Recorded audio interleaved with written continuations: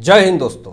सोनम वांगचुक को लेह पुलिस जब गिरफ्तार करती है और जोधपुर जेल में जब ट्रांसफ़र किया जाता है सोनम वांगचुक को, तो उसके बाद वांगचुक की पत्नी जो है ऑफिशियली ऑन मीडिया आकर के सोशल मीडिया पे भी ये बात कहती हैं कि जो ये आरोप लगाया जा रहा है वांगचुक के ऊपर कि एनजीओ के थ्रू हमने विदेशी फंडिंग लिए हैं, वो पूरी तरीके से गलत है। कोई चोर ये नहीं कहेगा कि मैंने चोरी करी है।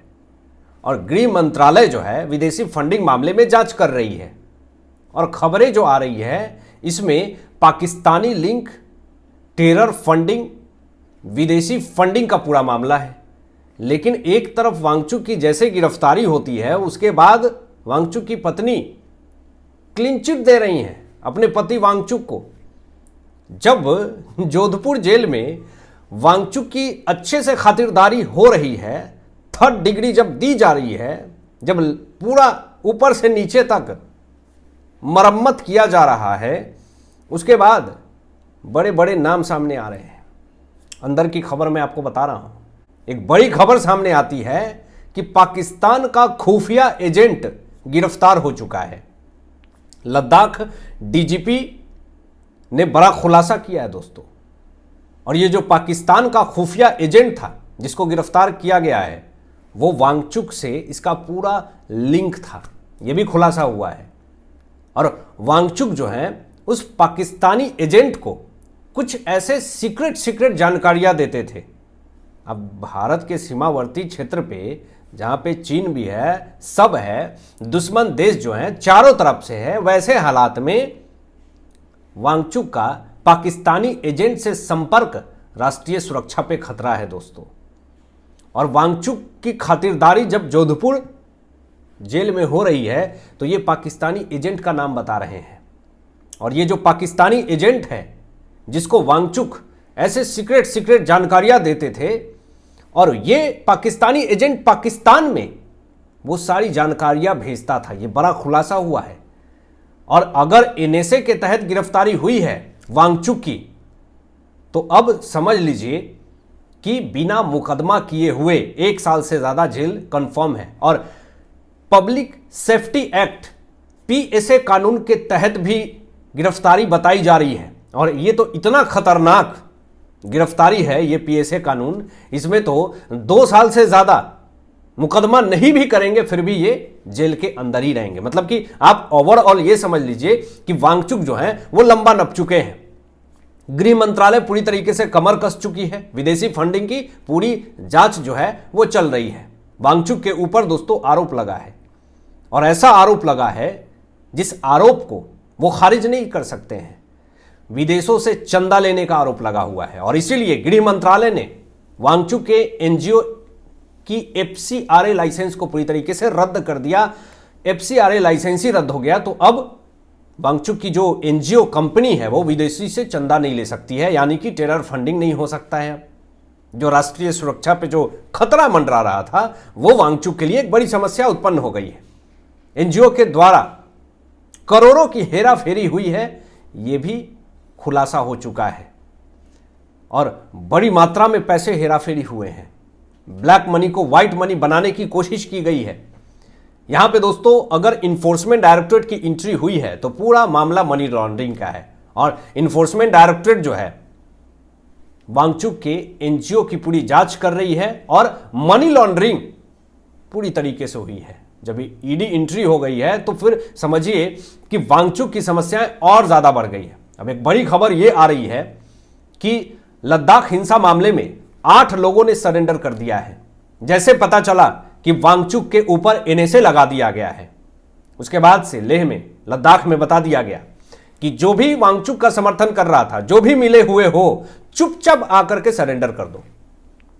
8 लोगों ने सरेंडर किया क्योंकि उनको पीएसए कानून के तहत गिरफ्तार नहीं होना था, उन्हें एनएसए अपने ऊपर नहीं लगवानी थी, क्योंकि इनको पता है कि अगर एनएसए कानून के तहत अगर गिरफ्तारी हुई, पीएसए कानून पब्लिक सेफ्टी एक्ट के तहत अगर गिरफ्तारी हुई, तो भैया 3 साल से ज्यादा तो नहीं नपेंगे, उससे ज्यादा ही हो जाएगा, कम होने की चांसेस नहीं है। बताया यह भी जा रहा है कि जो 8 लोग सरेंडर किए हैं उसमें कांग्रेसी पार्षद भी शामिल हैं इस पूरे मामले में, आरोप लगाया जा रहा है। आप रिपोर्ट देख सकते हैं।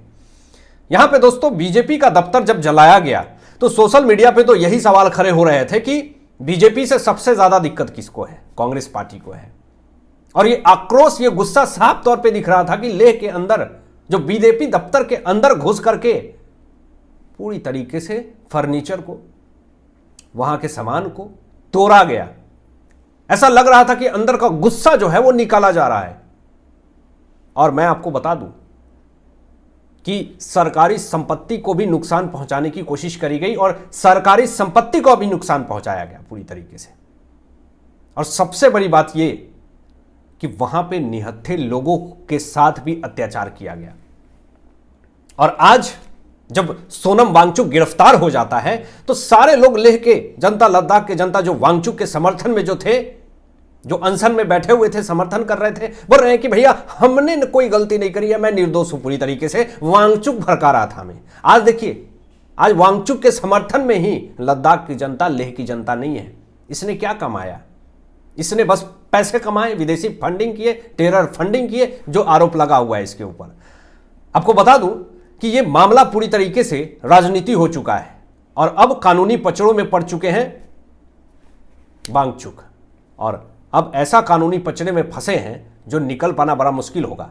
अब ये पूरी हालात में अगर राहुल गांधी विदेश फरार हो जाते हैं, अचानक भाग जाते हैं, तो शक की तो सुई जाएगी ही। कैसे? अब जरा सुनिए पूरी खबर।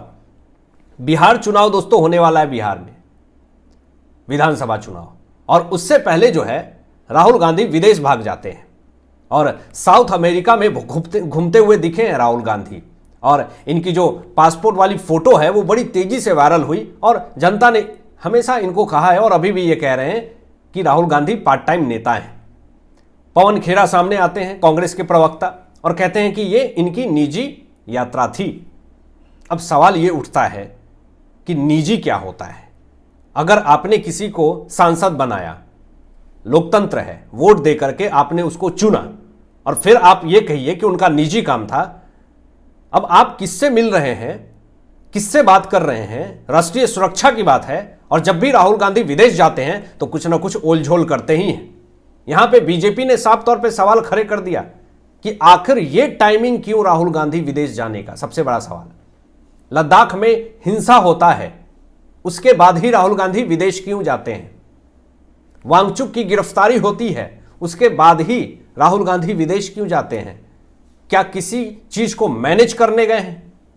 अब कहीं ना कहीं राहुल गांधी के ऊपर सवाल खड़े होने लगे हैं। बीजेपी ने सीधा आरोप लगा दिया। अब कुछ दिन पहले दोस्तों राहुल गांधी मलेशिया भी गए हुए थे, पार्टी की वीडियो बड़ी तेजी से वायरल हुई।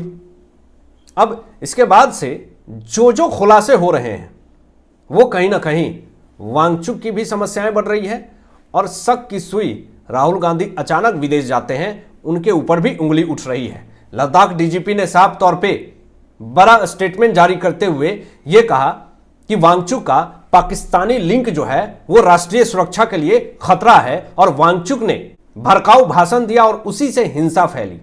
अगर ये भड़काऊ भाषण नहीं देते तो हिंसा नहीं फैलती। हालांकि आपकी क्या सोच है, इन तमाम विषयों पर अपने विचार व्यक्त कीजिएगा और मिलते हैं लेटेस्ट ब्रेकिंग एनालिसिस के बाद। तब तक अपना ध्यान रखें, ख्याल रखें। सत्यमेव जयते। जय हिंद।